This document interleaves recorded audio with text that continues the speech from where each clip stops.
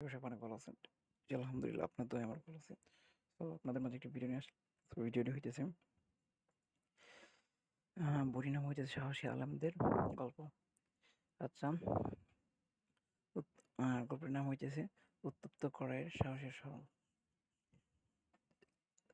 আমাদের অতীত বীরত্ব গাথায় সমৃদ্ধ আজকের পৃথিবীর আলেম ও আহলে ইসলামের অস্তিত্বের সূত্র গাথা অতীতের বীরত্বের রচিত। আমাদের পূর্বসূরিগণ সাহস ও বীরত্বের দুর্ভোগ্য প্রাচীন নির্মাণ করে গেছেন বলে আমরা এই টনাকু ঈমান নিয়ে আজ অবধি টিকে আছি। তারা প্রতাপশালী, জালেম, নিকৃষ্ট ও পাষাণ শাসকদের সামনেও যতটুকু বীরত্ব ও সাহস দেখিয়ে ইতিহাস সৃষ্টি করেছেন, আমরা তেড়ে আসা আক্রমণদের একটা মোড়লের সামনেও তার এক ভাগ সাহস দেখানোর হিম্মত রাখি না। শাহবাগ শাহবাগ শাহবাগ যুগের একটি ঘটনা শুনুন। কাহিনীটি হিজরি 17 সালে ওমর ইবনু খাত্তাব রাহমাতুল্লাহ একটি বাহিনী পাঠালেন রোমের খ্রিস্টানদের বিরুদ্ধে জিহাদের জন্য। বাহিনীর প্রধান বানালেন আবদুল্লাহ ইবনে হুযায়ফা সাহমী রাহমাতুল্লাহকে। রোমের ক্ষমতায় অধিষ্ঠিত কায়সারের কাছে এই সংবাদ পৌঁছল। তারা প্রতিরোধের জন্য এগিয়ে এলে উভয় বাহিনীর মধ্যে যুদ্ধ হলো। মুসলিম বাহিনীর প্রবল আক্রমণে শত্রু বাহিনীর পিছু হটল। যেহেতু শত্রুদের যুদ্ধ ছিল, তাই শত্রুদের পথঘাট, গুপ্তঘাটি সম্পর্কে মুসলিম বাহিনীর শতভাগ ধারণা না থাকাই স্বাভাবিক। ফলে রাস্তায় চলতে চলতে হযরত আবদুল্লাহ ইবনে হুযায়ফা সাহমী রাহমাতুল্লাহ এবং আরও কয়েকজন মুসলিম যোদ্ধা শত্রু বাহিনীর হাতে জিত হলেন। শত্রু বাহিনী তাদের বন্দী করে রোমের সম্রাটের সামনে হাজির করলেন। ফিলিস্তিন সহ অধি ফিলিস্তিন সহ অধীনস্থ বিভিন্ন রণাঙ্গনের রোমের বাহিনীর মুসলমানদের হাতে চরম নাজেহাল হয়েছিল। তাই রোমের বাদশাহ রাগ ক্রোধে আগুনের কড়াইয়ের মতো ফুটছিল। চরম উত্তেজিত বাদশাহ মুসলিম বন্দীদের সঙ্গে কী পরিমাণ কঠোর ও নিষ্ঠুর আচরণ করেন সেটা দেখার জন্য সবাই অধীর আগ্রহ নিয়ে অপেক্ষায় ছিলেন। হেরাক্লিয়াস বাদশাহর সামনে আবদুল্লাহ ইবনে হুযায়ফা রাহমাতুল্লাহ ও তার সঙ্গী বন্দীদের হাজির করা হলো এবং বলা হলো, এরাই হলেন মুহাম্মদ সাল্লাল্লাহু আলাইহি ওয়াসাল্লামের এরা অনুসারী ও অনুচর। হেরাক্লিয়াস বাদশাহ তাদের সকলের দিকে তাকালেন। দেখতে শুনতে সবচেয়ে সুদর্শন ও লম্বা চওড়া ছিলেন সেনাপতি আবদুল্লাহ ইবনে হুযায়ফা রাহমাতুল্লাহ। বাদশাহ তাকে লক্ষ্য করে বললেন, তোমার ইসলাম ধর্ম ত্যাগ করে আমাদের খ্রিস্টান ধর্ম গ্রহণ করো, তাহলে আমি তোমাকে মুক্ত করে দেব। শুধু তাই নয়, আমার রাজ্যের একটি অংশ দান করে আমি তোমাকে আমার রাজ্যে অংশীদার বানাবো। বাদশার কথায় বন্দী আবদুল্লাহ রহমতুল্লাহ খিলখিল করে হেসে উঠলেন। বাদশার এই প্রস্তাব তার কাছে ভীষণ অর্থহীন বলে মনে হলো। এতে বাদশার আত্মমর্যাদা চরম আঘাত লাগলো। শিকলে বাঁধা একজন বন্দী এভাবে বাদশার প্রস্তাব কটাক্ষ করে আত্রহাসিতে মেতে উঠতে পারে, তা বাদশা কল্পনাতেই ছিল না। তাই তার আত্মমর্যাদার চরম আঘাত করলে আবদুল্লাহ রহমতুল্লাহের অট্টহাসি তিনি তবু সত্য করলেন। বাদশাকে আরও উত্তেজিত করে আবদুল্লাহ রহমতুল্লাহ বললেন, হে রুমের বাদশাহ, আপনি আপনার রাজ্যের সামান্য অংশীদার কেন? যদি গোটা পৃথিবী এবং পৃথিবীর মধ্যকার যাবতীয় ধনসম্পদ আমার হাতে এনে তুলে দেন, তবু আমি ইসলাম ত্যাগ করব না। আমাকে বিন্দুমাত্র লোভে পাবেন না আপনি। বাদশাহ চরম ক্ষিপ্ত হলেন এবং সৈন্যদের শৈলী প্রস্তব্ধ করার আদেশ করলেন। সৈন্যদের আরও দিলেন বন্দীদের শৈলীতে লটকীয় খ্রিস্টান ধর্ম গ্রহণ করতে চাপ দিবে। যদি গ্রহণ করে তবে তা ভালো, অন্যথায় নির্যাতনের মাত্রা ক্রমবর্ধমান বাড়তে থাকবে। পরবর্তী বাদশাহ খোঁজ নিয়ে জানতে পারল, বন্দীদের মানসিকতায় বিন্দুমাত্র পরিবর্তন আসেনি। তারা অকথ্য নির্যাতন নিপীড়নের ইসলাম ত্যাগ করে খ্রিস্টান গ্রহণ করতে সম্মত নয়। এই তথ্য জানার পর তিনি একজন খ্রিস্টান সৈনিক দিয়ে বললেন, তাদের দীর্ঘদিন ক্ষুধার্ত রাখো। ক্ষুধার তাড়নায় যখন তারা মরণাপন্ন অবস্থায় উপনীত হবে তখন তাদের সামনে শূকরের মাংস পেশ করবে। বাদশার কথা মতো সেই খ্রিস্টান সৈন্য সেটাই করল। বন্দীদের ক্ষুধার্ত দেখে প্রতিদিন তাদের সামনে শূকরের মাংস পেশ করতে লাগলো। কিন্তু আবদুল্লাহ ইবনে হুযায়ফা সাহাবী ও অন্য বন্দীগণ প্রতিবাদ করলেন, আমাদের জন্য শূকরের মাংস হারাম, সুতরাং আমরা তা ভক্ষণ করতে পারি না। এগুলো আমাদের সামনে থেকে উঠিয়ে নিয়ে যাও। বাদশা সেই সৈন্য কোনোভাবেই তাদের গায়েব করতে পারল না এবং শূকরের মাংস ভক্ষণ করাতে সক্ষম হলো না।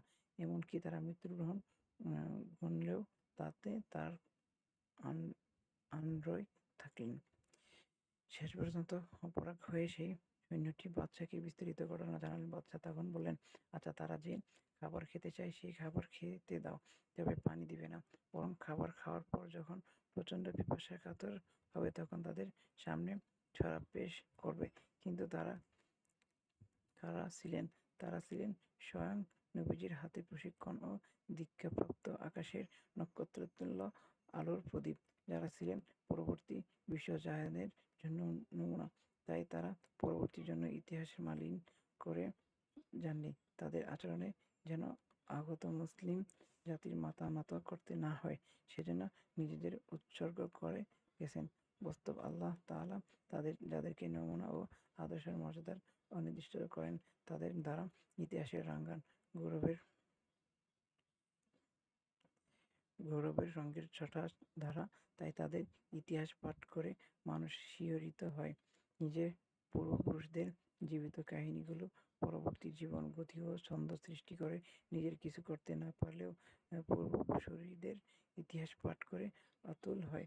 গর্বে তাদের বুকের পাটা চওড়া হয়ে যায়। তাই প্রচণ্ড তৃষ্ণার্ত সময় যখন রোমের বাহিনী তাদের সামনে শরাব উপস্থাপন করলো তখন তারা বললেন, অসম্ভব, আমরা তা কখনোই পান করব না, কেননা আমাদের ধর্মে শরাব হারাম। ফলে তারা পানীয় বিহীন দিন কাটাতে লাগলেন। পিপাসা তারা মরণাপন্ন অবস্থায় উপনীত হলেন, তবু শরাবের পেয়ালায় হাত দিলেন না। তখন জেলখানায় অতি সুন্দরী রমণীদের পাঠানো হলো। তারা নির্জিত জেলখানা প্রবেশ করে মুসলিম বন্দীদের নিজের দিকে আকৃষ্ট করার চেষ্টা করল, কিন্তু সাহাবাগণ তাদের প্রতি ভ্রূক্ষেপ করলেন না। আবদুল্লাহ ইবনে হুযায়ফা সাহাবী আবদুল্লাহ আগের মতোই কুরআন তিলাওয়াত করে যেতে লাগলেন।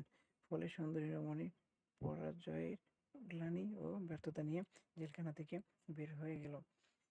আর তারা মন্তব্য করল, আমাদের যাদের কাছে পাঠানো হয়েছে তারা পুরুষ না নারী, অনুভূতি সম্পন্ন মানব সম্প্রদায় না, অনুভূতিহীন জড় পদার্থ। এইভাবে ইমামের তেজস্বী পাথরের ঠক্করের খ্রিস্টান রমণীদের সৌন্দর্যের আগুন নির্বাহিত হলো। বাদশা এই ঘটনায় দারুণভাবে মর্মাহত হলেন এবং পরাজয়ের গ্লানিতে ক্লিষ্ট হলেন। বাদশা তখন বললেন, তাদের আমাদের পছন্দ মতো খাবার ও পানীয় দাও, আমি তাদের মর্মন্তুদ শাস্তি দিতে মৃত্যুর স্বাদ আস্বাদন করাতে চাই। এভাবে দিন গত হতে লাগলো। বন্দীদের উপর নানা রকম নিপীড়ন চলতে লাগলো, কিন্তু একজন মুসলমানও তাতে বিচলিত হলেন না, সাহস হারালেন না।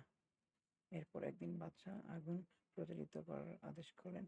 বিশাল চুল্লিতে বিশাল আয়তনের ঢেক তুলে দেয়া হলো। এরপর ঢেকে তেল গরম করা হলো। ঢেকের চিতে তখন গরম তেল টগবগ করে ফুটতে শুরু করলো। তখন দুজন সাধারণ বন্দীকে ঢেকের সামনে আনা হলো এবং একজনকে গরম তেলে নিক্ষেপ করা হলো। নিক্ষেপ করার সঙ্গে সঙ্গে দেহের চামড়াগুলো ভাজা হয়ে জড়ো হয়ে গেল। দেহের মাংসগুলো খসে পড়তে লাগলো। সাদা হাড্ডিগুলো দৃশ্যমান হলো। মুহূর্তের মধ্যে তিনি কিমায় পরিণত হলেন। এরপর আবদুল্লাহ রাদিয়াল্লাহু সামনে আবার খ্রিস্ট ধর্ম পেশ করা হলো, কিন্তু তিনি আগের চেয়েও আরো কঠোরভাবে সেই প্রস্তাব প্রত্যাখ্যান করলেন। তখন তাকে আরেক ডেকচিতে নিক্ষেপ করার আদেশ করা হলো।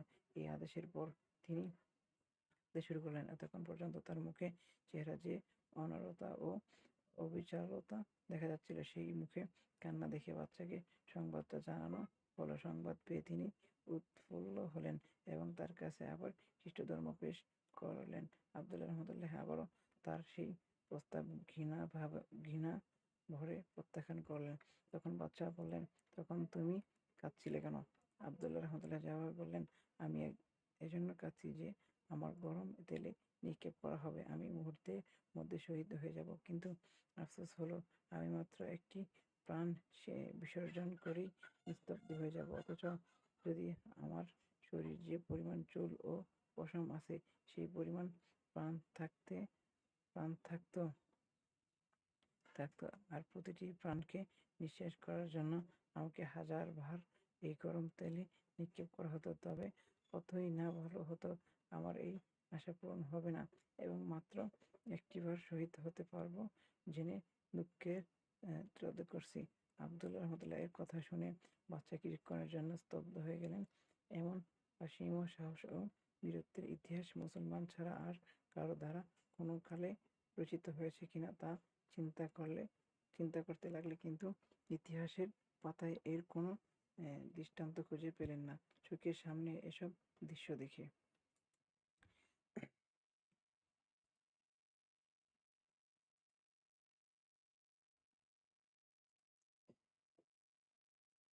বাদশাহ বুঝতে পারলেন মুহাম্মদ সাল্লাল্লাহু আলাইহি ওয়াসাল্লাম এর এই অনুচরদের কোনো কিছুতেই কাবু করা যাবে না। এমনকি শতভাগ গরম কড়াই শিকঁপে করলেও তাদের মানসিকতা দুর্বল করা যাবে না। তাই তিনি তাকে বললেন, আমি তো তোমাদের বিভিন্ন উপায়ে পরীক্ষা করেছি, তোমরা কিছুতেই নত হওনি, তোমার ধর্মের সম্মান ভূস্থিত হতেও দাওনি। তুমি একটা কাজ করতে পারো, আমার মাথার চুম্বন করো, তাহলে আমি তোমাকে মুক্ত করে দেব। আব্দুল্লাহ বললেন, আমি নিজের প্রাণ বাঁচানোর জন্য আপনার মতো একজন কাফেরের মতো চুম্বন করতে পারবো না। বাদশাহ বললেন, তবে যদি তোমার সমস্ত মুসলমান বন্দীদেরকে মুক্ত করার প্রতিশ্রুতি দান করি, তবে কি আমার মাথায় চুম্বন করবে? আব্দুল্লাহ বললেন, আমার সকল বন্দী মুক্ত করার প্রতিশ্রুতি দিলে সেটা করতে পারি। বাদশাহ পুনরায় সেই প্রতিশ্রুতি দিলেন। তখন আব্দুল্লাহ ইবনে ইজাহ রহমতুল্লাহ বাদশার দিকে অগ্রসর হলেন এবং তার মাথায় চুম্বন করলেন। বিনিময়ে বাদশাহ সকল বন্দীকে মুক্ত করার আদেশ করলেন। ৮০ বাহিনী মুসলিম বন্দী ছিলেন ৮০ জন। এভাবে আব্দুল্লাহ রহমতুল্লাহ তার বাহিনীকে মুক্ত করে মদিনার ফিরিয়ে নিয়ে এলেন। খলিফাতুল মুসলিম ওমর ইবনু খাত্তাব রহমতুল্লাহ এর সঙ্গে তাদের সাক্ষাৎ হলে তিনি প্রথম আব্দুল্লাহ রহমতুল্লাহ কৃতজ্ঞতা প্রকাশ করেন এবং মুসলিম বন্ধুদেরকে বাঁচিয়ে আনার ভূয়সী প্রশংসা করলেন। এরপর বললেন, তোমরা যখন এই কঠিন পরিস্থিতির সম্মুখীন হলে, তাদের হাতে বন্দী হলে এবং ক্ষুধা ও পিপাসার তোমাদের প্রাণ বের হয়ে যার উপস্থাপন হয়েছিল, তখন শুকরের মাংস পান করনি কেন? এ ধরনের প্রাণহানিকর অপরাধ অবস্থায় তোমরা এ ধরনের বস্তু ভক্ষণ করার অনুমতি রয়েছে আমাদের শরীয়তে। আব্দুল্লাহ ইবনে হুযায়ফা স্বামী রাহমাতুল্লাহ বললেন, আমিরুল মুমিনিন, আমিও তা জানি, কিন্তু আমি আমার ইসলাম ও মুসলমানদের কাফেরদের সামনে ছোট ও হীন হতে দেইনি। তাই নিজের জীবন বিসর্জন দিতে প্রস্তুত ছিলাম, কিন্তু ইসলামের নবী এবং ইসলামের অনুসারী কাউকে কাফেরদের সামনে ছোট ও নত হতে দিতে রাজি ছিলাম না। আমি আমার জীবন উৎসর্গ করে বাদশাহ ক্লিয়ার্সের মাথা নত করে দিয়ে এসেছি, তার সামনে ইসলামকে নত করিনি। তার কথা শুনে ওমর রাদিয়াল্লাহু খুবই মুগ্ধ হলেন এবং বললেন, প্রতিটি মুসলমানের উচিত আব্দুল্লাহ ইবনে হুযায়ফার মাথার চূড়ান্তন করা, কেননা তিনি এই মাথায় ইসলামের আমামা পরিধান করে ইসলামের মর্যাদা সমুন্নত করেছেন। বিশ্ববাসীর সামনে ইসলামের মর্যাদা অনেক উঁচুতে তুলে ধরেছেন। এ কথা বলে তিনি দাঁড়িয়ে গেলেন এবং তার মাথায় চুম্বন করলেন। তার দেখা দেখি অন্য সাহাবীগণও ইসলামের এই সাহসী বীরের মাথায় চুম্বন রেখে দিতে লাগলেন। আল্লাহ তাদের মতো জীবন যাপন করার মতো তৌফিক দান করুন সবাইকে আমাদের। আজকে এই পর্যন্তই। আমরা নেক্সট অন্য কোনো ভিডিওতে কথা বলবো। সে পর্যন্ত সবাই ভালো থাকবেন।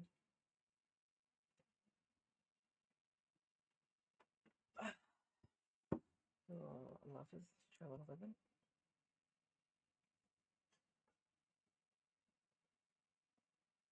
আচ্ছা, আমাদের চ্যানেলটি সবাই সাবস্ক্রাইব করবেন এবং বেল আইকনটি অন করে দেবেন। আজকে এই পর্যন্তই। নেক্সট অন্য কোনো ভিডিওতে কথা হবে। সে পর্যন্ত সবাই ভালো থাকবেন। আল্লাহ হাফিজ।